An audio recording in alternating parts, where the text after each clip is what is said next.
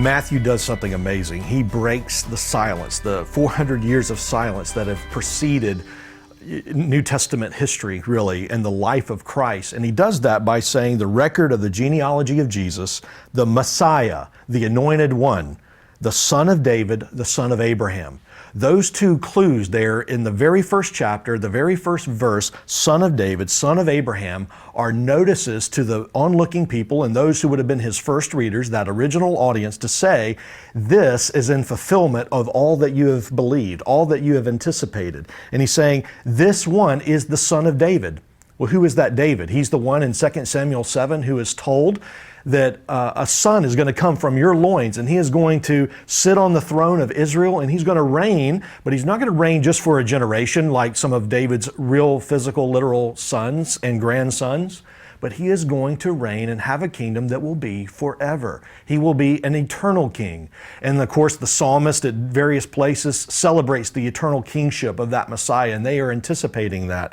But David's not the first one to mention that kingship. He's also looking back to even Genesis 49, where Judah calls his sons, or Jacob calls his sons, and Judah being one of those, and he says, you're going to be different. From your loins, there will be a king who will come up, and he will have a scepter, and he will be the Messiah, and he will reign for all eternity. And so there's that built-in kingdom anticipation. But there's also a much broader scope that Matthew alludes to in verse 1 again, and that is that this Messiah will be the son of Abraham. We remember the promises of Abraham, that God made many promises to Abraham, a land, a seed, a blessing that would come through him. And we see that in places like Genesis 12, Genesis 15, Genesis 17, Genesis 22. And then it's repeated and rehearsed again and again and again throughout Israel's history. And Matthew is telling us, the reader, this is him. This is the one in whom all the nations of the earth will be blessed. This is him. He's here. And now Matthew says, I want to unpack who this Jesus is for us. And he does that in a very interesting way. He does that through a Jewish legal document called a genealogy.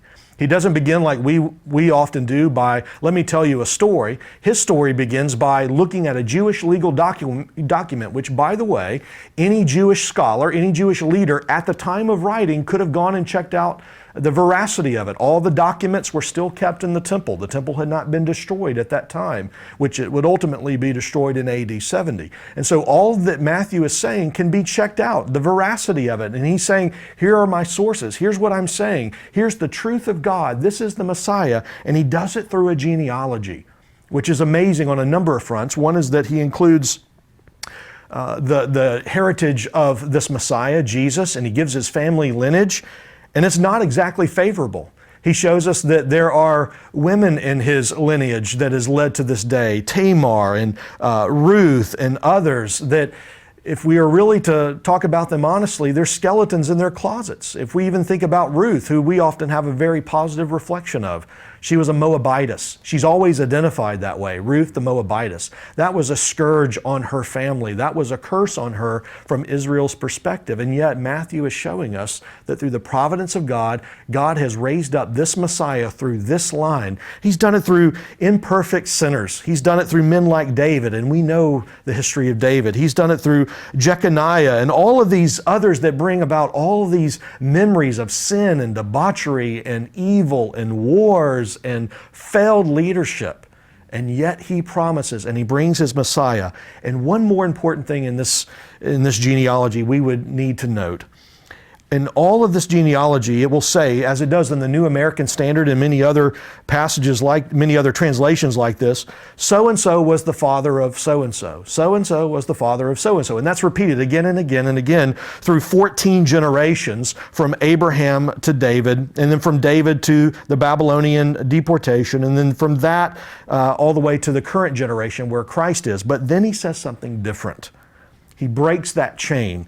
And he says there in chapter 1, verse 16, Jacob was the father of Joseph, the husband of Mary, not who begat, or not who was the father of, by whom Jesus was born, who is called the Messiah.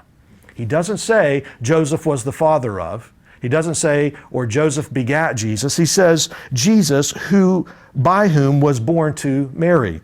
It's very interesting that he says this because it's not a begat like the others. This was born, or by whom, is feminine singular, and it can only refer to Mary.